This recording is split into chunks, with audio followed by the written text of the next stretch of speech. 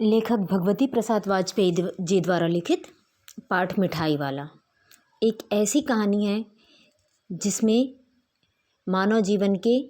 उतार और चढ़ाव को लेखक ने बहुत ही भावनात्मक तरीके से दर्शाया है कि हमारे जीवन में उतार चढ़ाव सुख या दुख के रूप में जब आते हैं तो हमें किस तरह उनको सकारात्मकता के साथ समझौता करना है या अपनी ज़िंदगी को बहुत अच्छे से दूसरों के लिए जीना है। कभी भी अपने अंदर निराशा को घर नहीं करने देना है। यह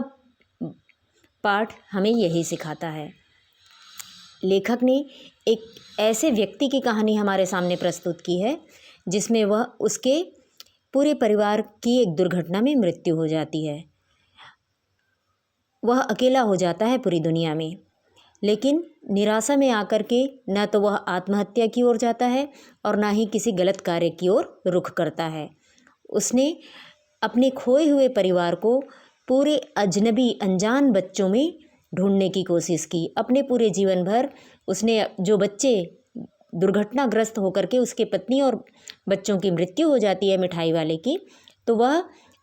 अपने उन दूर गए हुए बच्चों को उन बच्चों में ढूंढने का प्रयास करता है जो उसके लिए अजनबी और अनजान है। अर्थात हर बच्चे में वह अपने बच्चों को ढूंढने और खोजने लगता है। कभी बच्चों की पसंद की मुरलियाँ, बांसुरियाँ, मिठाइयाँ और खिलौने बेचकर वह बच्चों को प्रसन्नता देने का प्रयास करता है और बहुत सस्ते में बच्चों को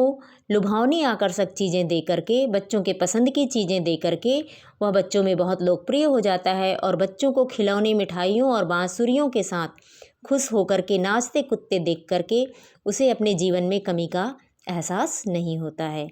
तो इस कहानी के माध्यम से लेखक हमें यही बताना चाहते हैं कि जिस तरह मिठाई वाले ने अपने जीवन को एक दिशा दी, अनजान लोगों के काम आना, उनकी खुशियों में खुश होने का उसने जो कार्य किया, हमें भी अपने जीवन के दुखों से दुखी नहीं होकर के अपनी ज़िंदगी को, अपने जीवन को